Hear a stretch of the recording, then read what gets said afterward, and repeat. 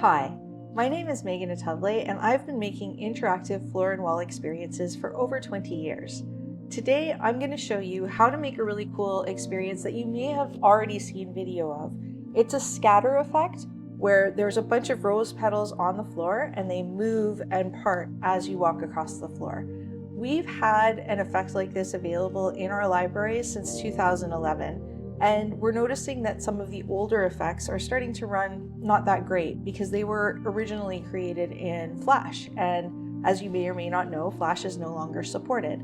So I am updating all of these old effects, especially the ones that people tell us they're still using, and modernizing them and making them look a lot better. And today I'm going to walk you through how I did that with this rose petal scatter effect and show you how you can do it too. If you have any questions about how to use LUMOplay software, you can download it for free from lumoplay.com. There's an evaluation copy, one per person, and we sell our base software at cost. So the price that we charge is just to cover our hosting and the salaries of the people that keep the software supported. If you have any questions about what kind of equipment you need, how to put one of these systems together, please feel free to contact me at info@lumoplay.com or leave a comment. I answer every comment that comes in, and I'm always really excited to help people set up interactive floors and walls. The new rose petal scatter is pretty much exactly like the old rose petal scatter. It has a background image, just a static image, and a bunch of rose petals. The difference is that I was able to update these images and provide something that's more detailed and more engaging and just visually more interesting. I went with a grass background so that instead of the pink on pink, you actually get the contrast of the rose petals parting over something that's very vibrant. And I just got more detailed rose petals. I grabbed all of these off of a stock site. I use 123RF, and I imported them into Photoshop. So this is the background, and here are all of the individual rose petals, and as you can see, they're all on their own layers. And I exported all of these as PNGs at the size of the asset, not at the size of the document. The background is obviously the size of the document. And I made the entire thing for 1920 by 1080 because that is the resolution of my final display. If you're designing something using Motion Maker, it's very important to design to the resolution of your final display, otherwise it might look weird. So now that I have all of these assets, I can take them over to my LUMOplay computer and show you how I put them together to make a new rose petal scatter app. So now that I have the rose petals and the background image and I've put them in Dropbox and I can access them from this machine, I'm going to open Motion Maker and select the scatter template. So that's this one right here. If you haven't downloaded it yet, then it's going to prompt you to download the template before you can use it.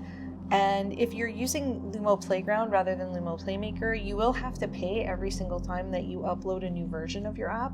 So I strongly encourage you to connect your design machine to your final installation so that you can test it locally before you publish it. That way you know exactly what it's going to look like before you pay for it. If you're using Playmaker, that allows you to publish as many versions of your app as you want to, so it's not quite as critical that you test them in a final installation. I'm going to click Create here, and you'll see that the template gives me two different parts. It gives me a section to test my app, and it gives me all of the settings over here. If I had this machine connected to an interactive floor or wall, I could put this on the floor or wall and actually see what it looks like with the camera. But because I don't want to do that, I'm just going to test it here on my touchscreen. So these are the default graphics for the scatter effect, and I'm going to quickly start by naming this Rose Petal Scatter. And I'm not using any overlays today, but overlays are where you would do something like create a custom shape if you wanted to make a mask so that your projection isn't a rectangle. Maybe you want a circle, maybe you want a heart. I did do a tutorial recently where I show people how to use the mask feature in the overlays. You can also put a logo on top of your effect here, and you can create something called an idle image, which is an animated image that shows up when nobody is playing with the app. And it's a really great way to just let people know that there is something interactive here, invite them to touch the wall, invite them to walk across the floor, and then that message disappears when people start engaging. I'm not going to be doing that with this effect. With this effect, I'm going to start by changing the background. So I'm going to go into my rose petal scatter images and select the background. And now I have that nice green grassy background. And I am going to change these particles. So first I'm going to get rid of the default particles.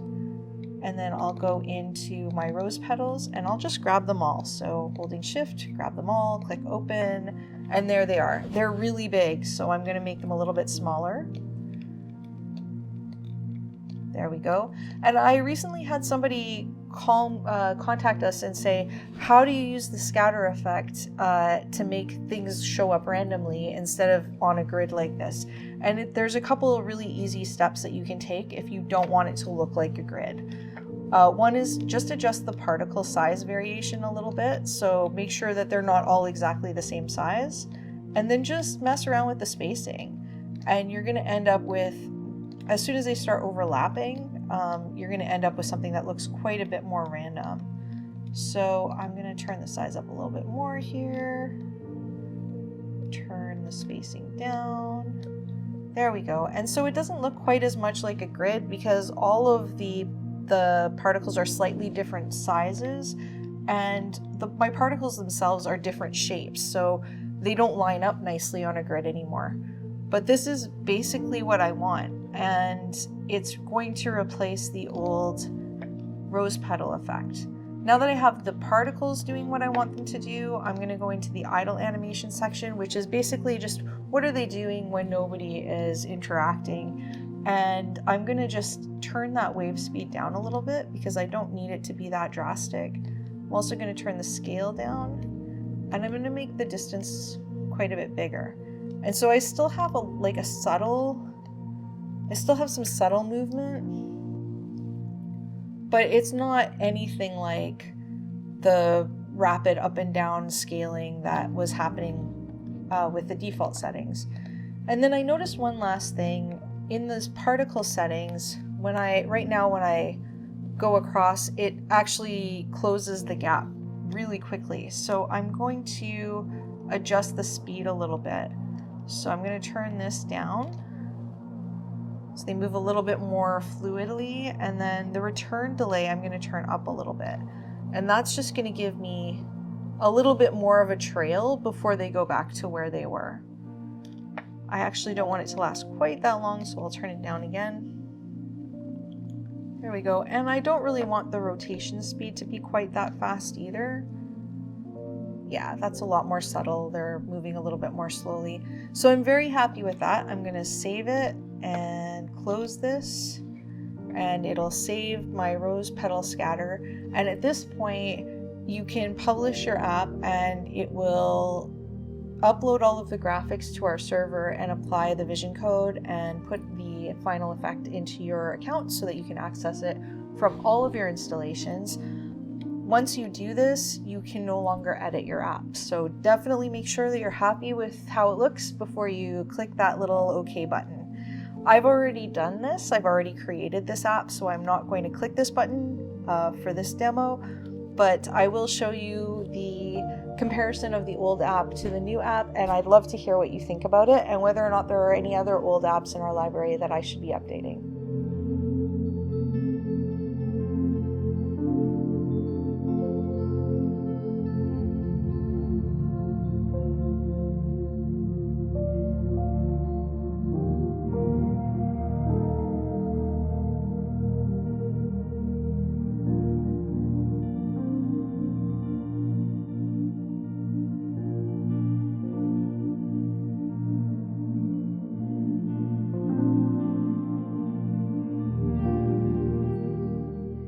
Thanks for joining me for this week's tutorial. I hope that you learned a lot. I hope that you are, if you haven't already tried to use LUMOplay's motion maker templates to make your own experience, you're given new confidence to give that a try. If you have any questions and you want to get a hold of me, you can reach me at info@lumoplay.com.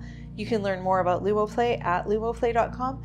And you can leave comments. I answer every comment. So if you have any questions about any of this stuff, please don't hesitate to let me know.